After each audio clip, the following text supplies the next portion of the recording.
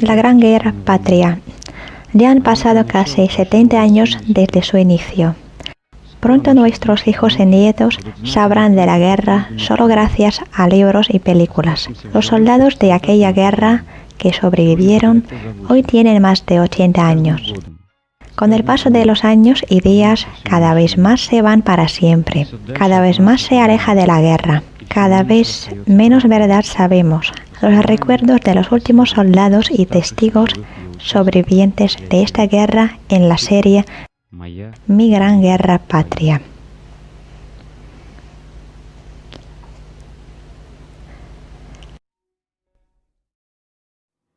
Grigori Shishkin, nacido en 1924, teniente tanquista. Mi participación en la guerra no era muy grande, 1 año y 2 meses más o menos. Tengo solo 4 condecoraciones, tampoco es mucho. Creo que está bien así. Pasando 3 meses ya recibí una condecoración. En 1941, Shishkin terminó un 9º año de escuela en Moscú. Lo llevaron a la casa de sus abuelos para todo el verano. Ellos vivían en un pueblo de los cosacos en las orillas del río Don, cerca de otro pueblo descrito por el escritor Miguel Solokhov. Era un lugar auténtico paraíso, un recuerdo para toda mi vida. Montaba los caballos, los bañamos y cuando hay lluvia, una tormenta, te escondes en el heno, en una arcina. Es inolvidable. Además, aquel verano era muy bueno, al menos para mí. Era un día de verano, lleno de sol, muchísimo calor. Ahí hace más calor que en Moscú. No había ni viento y todo el pueblo está como durmiendo. Los perros tampoco ladran porque nadie pasa por las calles. Y en pleno silencio de repente se enciende un reproductor. Teníamos reproductores de papel, de cartón, eran enormes. Dijeron que había empezado la guerra.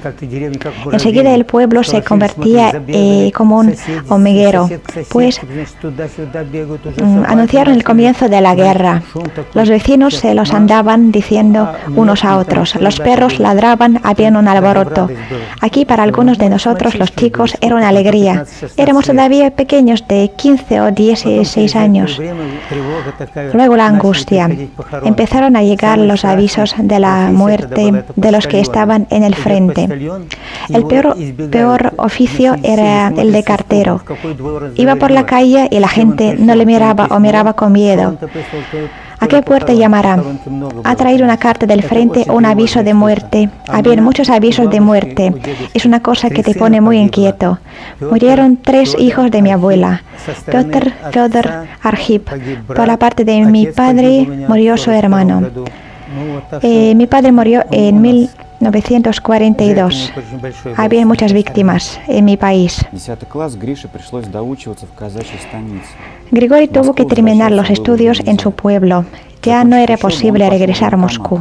Terminados sus estudios, fue a la oficina de reclutamiento para ir como voluntario al frente, pero no lo aceptaron. Decidieron primero enviarlo a estudiar a una escuela de tanquistas. La formación era rápida pero fuerte. Al transcurrir solo medio año, Shishkin se graduó como frente de tropas blindadas. Los recién graduados enseguida fueron enviados a la fábrica para recibir sus tanques de combate. Pero resultó que no solo debían recibirlos, sino primero construirlos. Las fábricas en aquel entonces carecían de hombres. Lo hacían con sus propias manos. Llegamos a la fábrica y vimos que solo habían chicos de 11, 12, quizá 13 años. Los bancos de trabajo eran demasiado altos para ellos y tenían que subir primero a una caja vacía para proyectarles. Solo cuando subían podían trabajar con el torno. Para los tanques se usan tornillos enormes. Un chico lo ponía y 3 hijos se esforzaban en girar la llave, pero pesaban muy poco. No conseguían hacerlo. Y nosotros atornillábamos estas tuercas con ellos y construíamos tanques. Ya sabía que esto era mi tanque. Cada teniente tenía el suyo y lo construía él mismo. Lo más duro para Siskin no fue construir un tanque, sino conocer a su futura tripulación. Grigori en aquel momento ni siquiera había cumplido 18 años. Tenía a su disposición a los ancianos de 40 años. Ellos ya habían combatido y cambiado de varios tenientes jóvenes como él. Decían teniente Siskin y luego conductor mecánico de tanque 119 Petrov. Aparece Petrov, que nació el mismo año de nacimiento que mi padre. Debo decir que me crió mi abuelo en valores muy tradicionales. Si un chico o una chica se encontraba con un adulto, le saludaba obligatoriamente. Y si un adulto te regañaba por algo, el abuelo decía: «Dios mío, qué vergüenza, habrás hecho algo malo». Era muy estricto. En el colegio había de todo.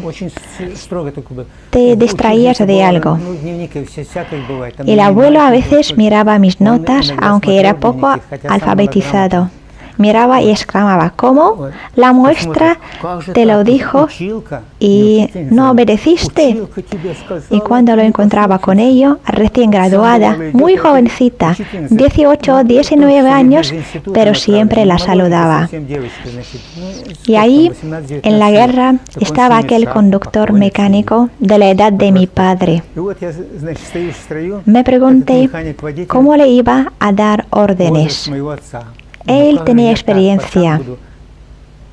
Combatió en el frente.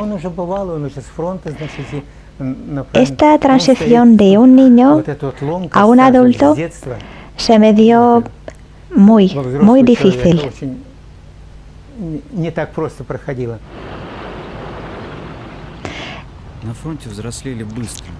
En el frente uno se convertía en adulto muy rápido. Es la foto de Grigori en la escuela de tanques. Esta fue hecha un año medio después. El teniente Grigori Siskin en hospital. Ya tenía 4 condecoraciones y lo acababan de demoler tras amputarle el brazo derecho. Los recuerdos más duros para él siempre son el primer combate y el último, cuando perdió el brazo. Lo echaron al primer combate solo 15 minutos después de que su tanque había llegado al frente desde la fábrica. Enseguida le dañaron el tanque. Cuando los alemanes lo empezaban a rodear, el teniente decidió no rendirse vivo. Pensaba que ya era todo. Me iba a morir. Dejé el último cartucho para mí, pero no me iba a rendir. Ojalá nunca sentía lo mismo.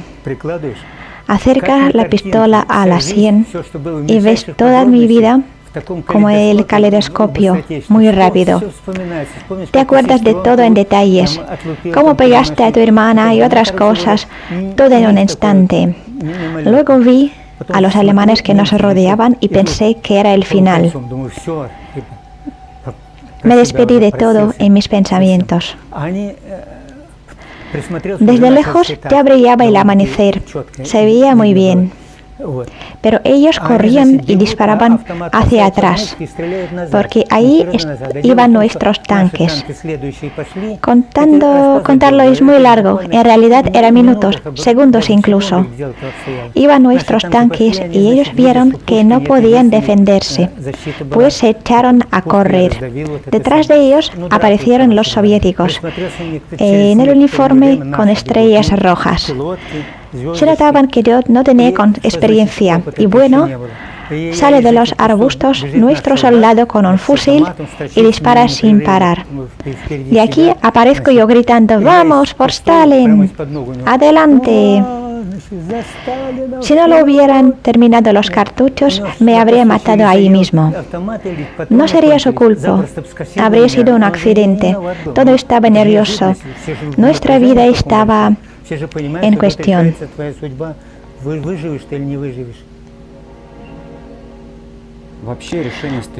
La decisión del teniente de suicidarse no solo tenía que ver con su formación comunista. En el camino al frente pasó por los lugares de horribles batallas recién terminadas, las historias que habían escuchado constantemente sobre la crueldad de los nazis, asesinos masivos de los civiles, torturas de los cautivos, todo eso no era propaganda, sino la horrible realidad. Cuando iba al frente me daba cuenta de que podría haber propaganda en la prensa o por la radio de que los alemanes son crueles, no tenían piedad. Creí que no hacían para que odiásemos al enemigo, por supuesto, porque en otro caso, ¿cómo lo iban a matar, no? Me parecía propaganda y no me preocupaba. Ya era miembro de Komsomol, un chico maduro. Luego vi con mis propios ojos, en un pueblo había un cobertizo con paredes de barro. El pueblo fue quemado todo. Entramos. Del techo de pija solo quedaron trozos que cayeron adentro. Vimos a los cadáveres quemados. Estaban a lo largo de las paredes como intentaban respirar un poco de aire cuando estaba de fuego y humo. Los cadáveres quemados de los soviéticos, habían 20 o 30 personas. Era difícil verlo. De algunos de ellos quedaron solo huesos o incluso era casi imposible distinguir una persona de otros restos. Luego muchas veces vimos a nuestros tanques cautivados, ahorcados en las ánimas de los cañones. Y además, ¿cómo podría permitir que me torturara algún mocoso, un soldado joven alemán? No dejaría que fuera así. Así nadie quería rendirse vivo. Según Grigori Shishkin, lo más importante era sobrevivir el primer combate. Después ya tenías cierta oportunidad que quedas vivo. Los tanquistas tenían su guerra principal. Por un lado, el tanque es un refugio de muchas toneladas de peso. Por otro lado, tiene una visión limitada y al mismo tiempo está a la vista de todos. A menudo es una presa deseada para un cañón bien camuflado. Eres vulnerable contra las fogotas. Ya tienes miedo de todos los tipos de enemigos, francotiradores o tiradores de ametralladora.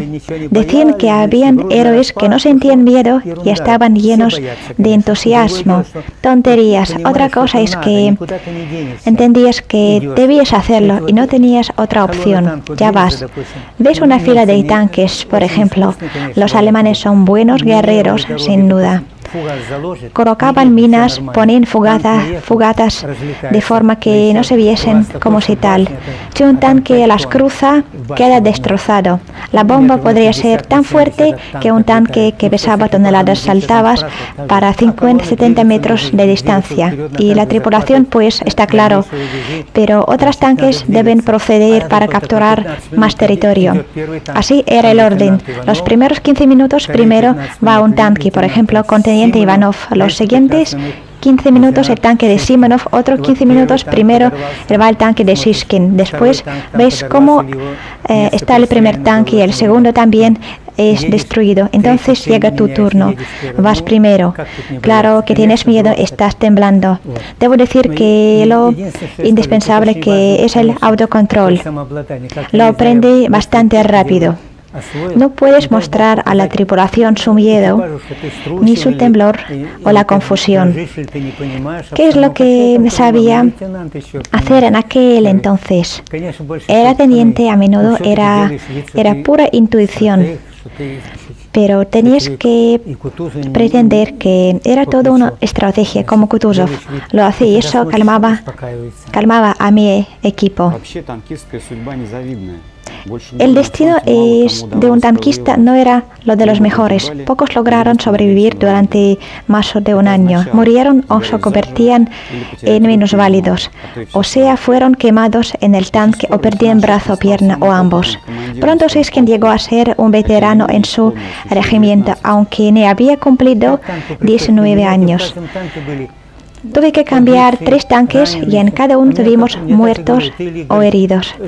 Me decían sin reserva o que me iba a quemar en el tanque o me capturarían los alemanes, lo que no era mejor. Era muy raro porque era el más joven de todos, pero tenía más experiencia que los demás. No había nadie mayor que yo entre los jefes de tanques, porque seguía vivo en comparación con los demás.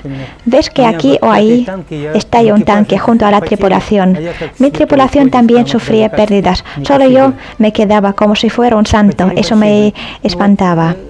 Moría muchísima gente. 10 tanques van al combate y de ellos 5 o 6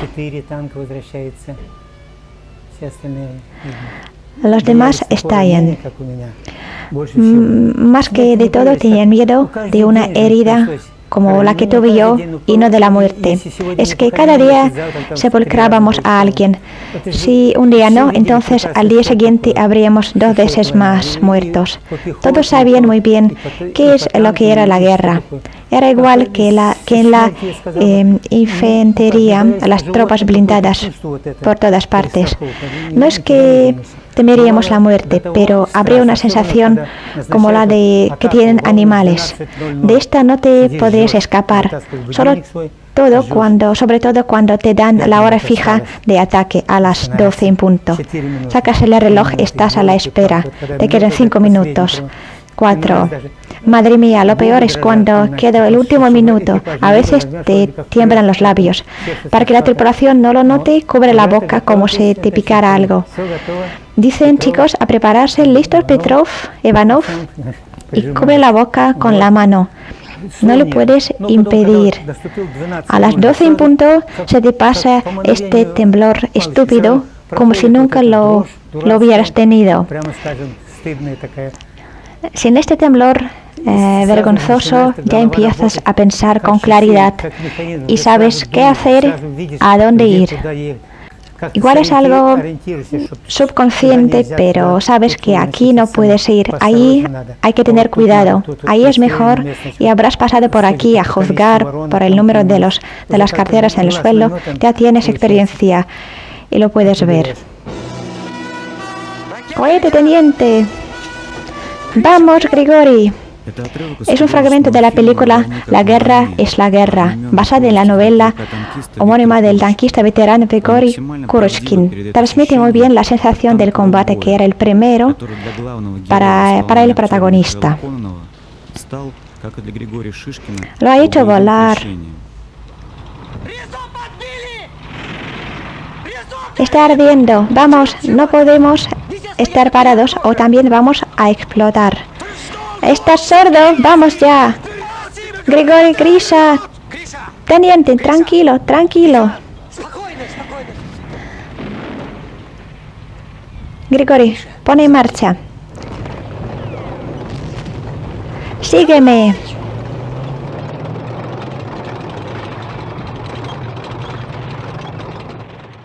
En el frente, según Grigori Shishkin, habían cosas aún más increíbles que cuando el jefe corre delante del tanque para ayudar a su compañero a superar el miedo. Pasaban cosas que el teniente, estando en la retaguardia, ni siquiera se podría imaginar. Cuando terminada ya la guerra, contaba estas historias. Nadie le creía. Decían que lo había inventado. ¿Quién podría creer a él? Teniente, miembro del Komsomol comunista, el guerrero con más experiencia de todos, una vez encontró una Biblia vieja en una casa quemada, la llevó al tanque y la guió todo, y que luego las reglas del Antiguo y Nuevo Testamento las siguió todo el batallón de tanquistas comunistas. Así, alguien venía con una pregunta, entonces abría el libro con una pinta de sabio, buscaba la página y leía que, a ver, digamos, Evangelio de Mateo, en En el versículo 7 pone que compartes el último trozo de pan con el prójimo. ¿Por qué no les das de fumar? Y todos, vale, así es en la Biblia. Y le da tabaco a su compañero. De esta forma, casi todas las situaciones las encontraba en la Biblia, en el Evangelio. Resultaba como un juego. Todos se daban cuenta de que no era en serio. Entiendo que era una tontería, algo infantil. Tenemos 17 años, era natural. De repente nos dice que iba a venir el general Chernyavsky, jefe de las tropas blindadas del frente, para controlar. Yo era el capitán de la primera división acorazada. Mi tanque estuvo en primera fila. Me ordenó abrir la escotilla. La abrí. Y es que se me había olvidado que ahí dejé el libro prohibido, el Evangelio. Sigo sin ninguna preocupación. Pasado un rato, mi libro apareció en las manos del general. Los soldados y los oficiales sabían que yo tenía ese libro. Pues todos se helaron del miedo. Se asustaron por mí. Yo también. Sí, estaba asustado. Es verdad. El general llamó al comisario y le entregó mi Evangelio. Después se acercó a otro tanque, ya sin meterse.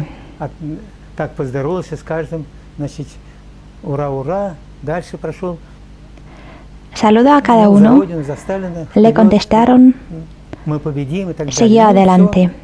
Por patria, por Stalin, venceremos, y se fue. Nos quedábamos callados. Nunca lo olvidaré, parecía increíble. Todos se quedaron inmóviles sin saber qué hacer con ese libro. El comisario con rango de teniente coronel me llamó. Teniente Shishkin, di un paso adelante. Me devolvió el Evangelio y mandó a romper filas. No me dijo nada. ¡Qué buen hombre! Pues ya llevaban mucho tiempo en la unidad. Me conocían bien, podría regañarme, hasta castigar. Fue su responsabilidad. ¿Cómo podría suceder que un chico en la Unión Soviética guardaba el Evangelio? Podrían expulsarme del Komsomolo, también del Partido Comunista. Pues eso es una historia que me pasó. Destruyeron, la canción les ayudó a todos sus enemigos en un asalto de fuego. 3 tanquistas, 3 amigos, que eran una tripulación del carro de combate. La tripulación del tanque, o como en esa canción, del carro de fuego, era toda una familia. Porque aquí la vida de los tanquistas dependía mucho del clima de su tripulación, de su colaboración.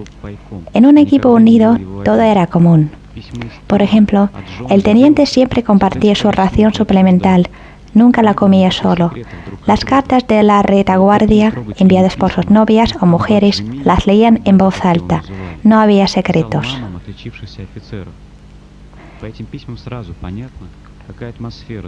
Mientras tanto, el jefe de su batallón, llamado el Padre, escribía a las madres cuyos hijos se habían compartido como héroes en el combate.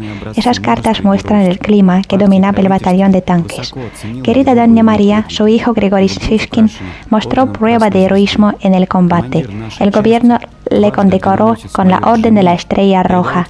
El jefe de nuestra base militar le expresa su agradecimiento por su hijo, un guerrero valiente de nuestra patria, por nuestra victoria. Tuve un amigo, Nicolás Sokolov, un verdadero amigo. Ahí todos éramos amigos, nadie tenía secretos, pero a veces se convertían en hermanos. Una verdadera fraternidad. Una vez estábamos en un refugio improvisado después de la batalla. No todos los días habían batallas. No nos disparaban sin parar. Pasábamos hasta una semana y pico en paz. Pues entonces, un día en un refugio improvisado, recordábamos nuestro pasado. De repente, Nicolás me preguntó: Grisha, ¿Tienes novia? ¿La has besado ya? Y me contó que en el baile de graduación había besado a una muchacha que le gustaba mucho. ¿Y qué te dijo?, pregunté. Me dijo que era tonto, contestó. Y eso le pareció una palabra muy cariñosa. Pues volví a contarme esta historia muchas veces. Su novia le escribía muchas cartas, siempre muy cariñosas.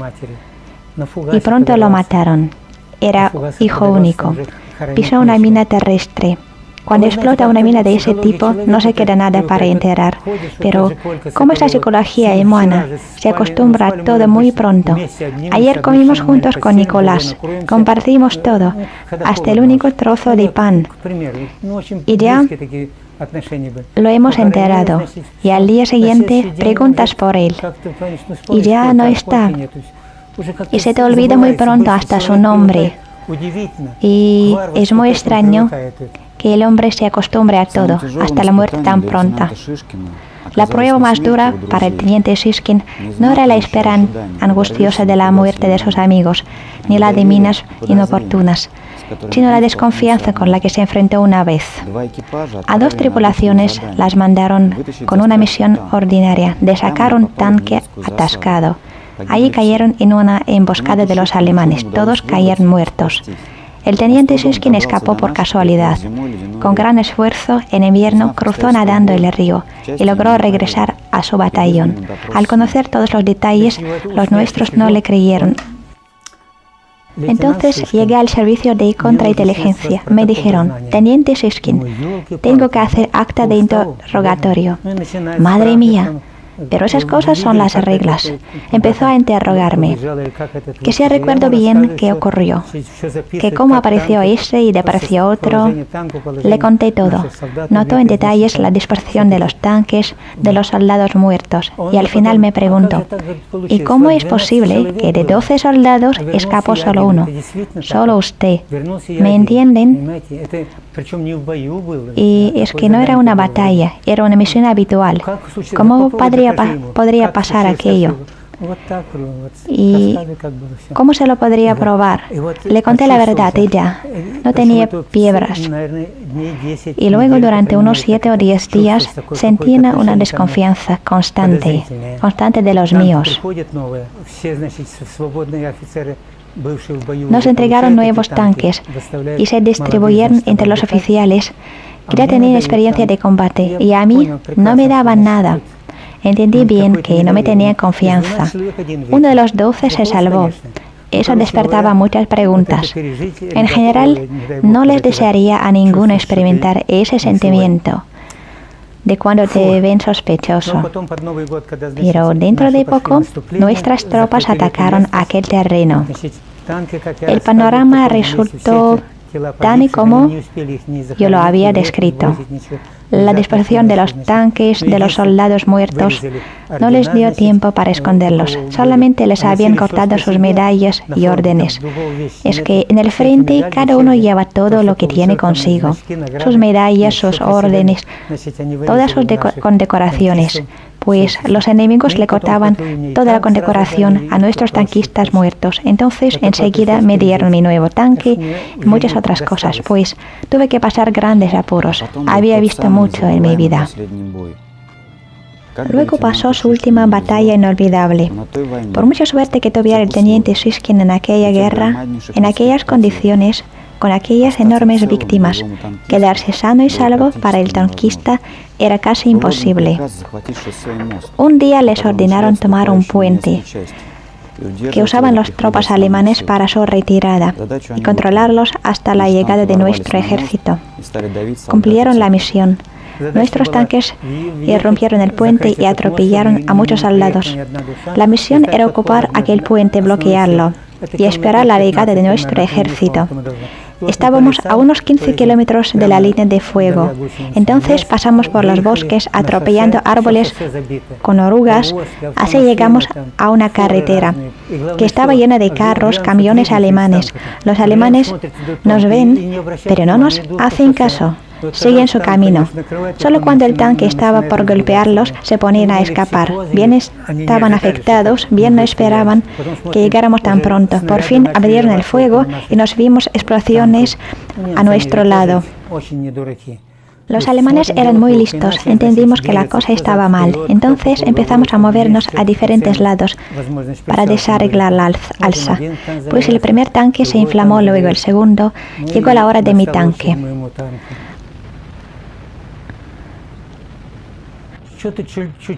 Algo me picó, no sentí dolor. Después me di cuenta de la desgracia que me había ocurrido. Sobre todo cuando intenté salir del tanque porque se me movían los huesos adentro. No me gustaría ni siquiera acordarme de eso. En un hospital me desmayó, perdí mucha sangre. Me desperté en una sala del hospital. Pregunté, ¿dónde estaba? Me contestaron, en el hospital, hijo. Luego lo avisaron de que había vuelto en sí. Entonces llegaron muchos médicos, también cirujanos. Me dijeron, hijo, tenemos que amputar. En los tiempos de paz lo habrían podido curar, pero en los tiempos de guerra no. Pues, ¿qué le vamos a hacer? Dile que bueno, que sí. Y ya está, me lo amputaron.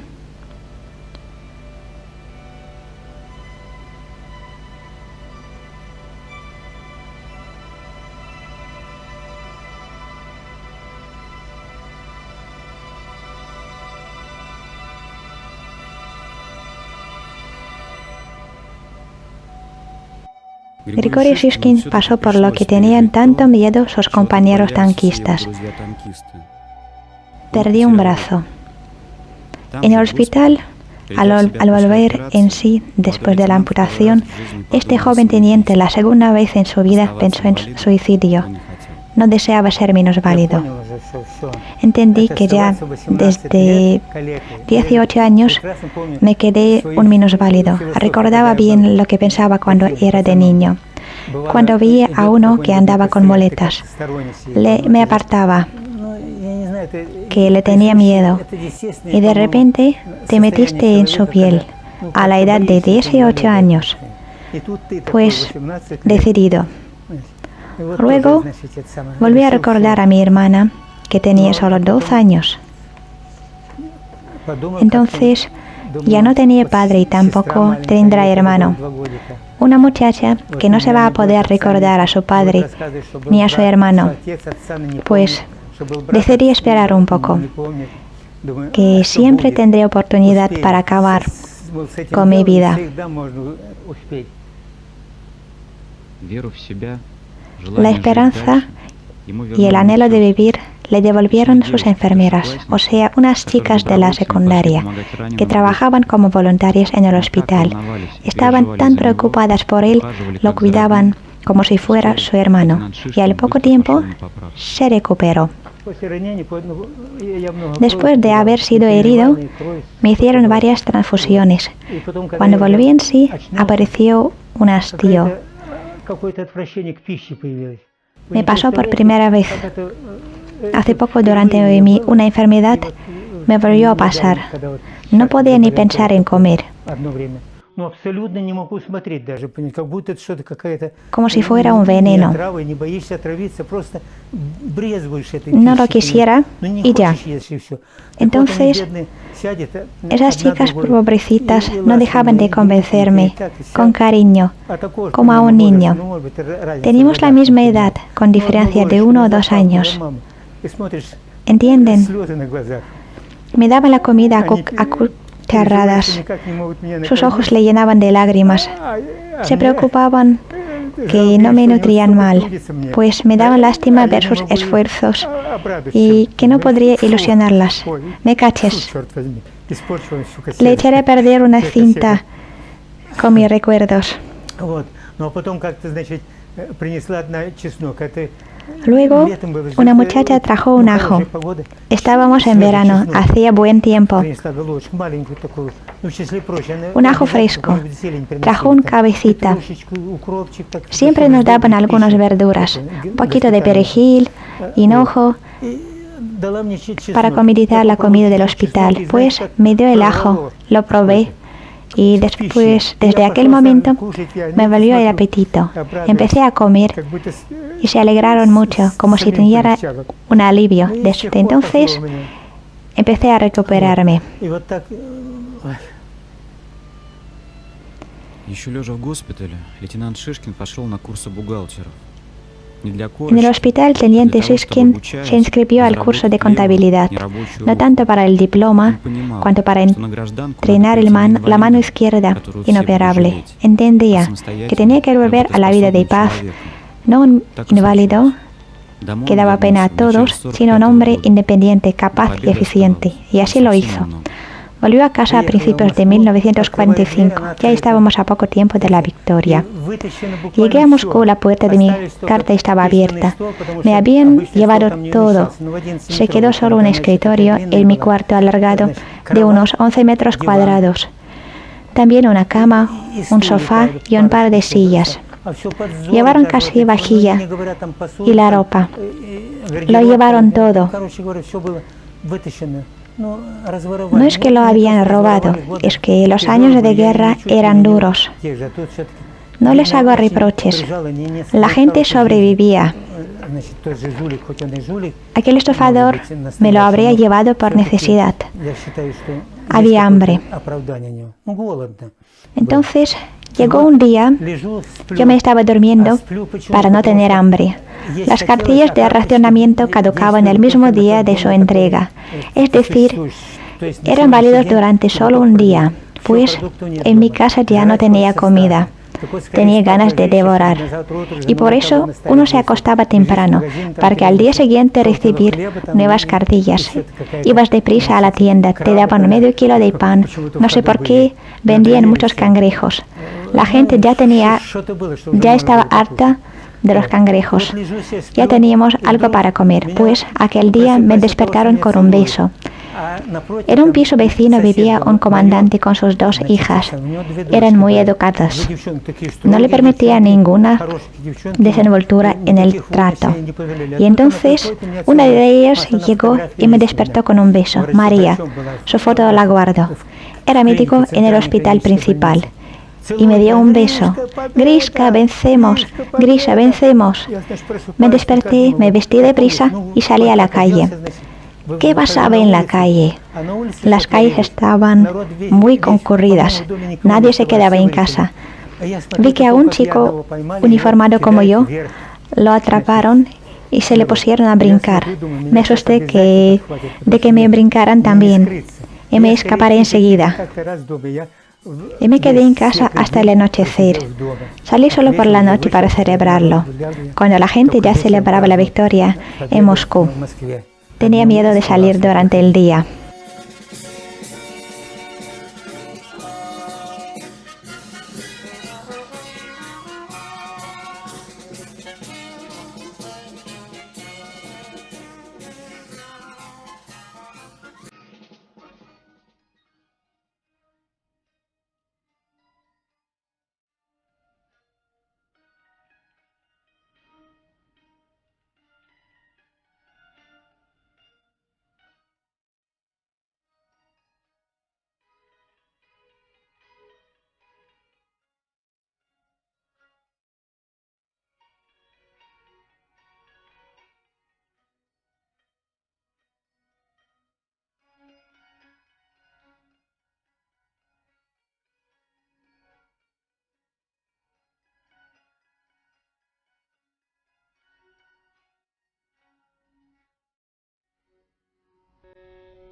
Grigori Stepanovich Shishkin, nacido en 1924, teniente tanquista.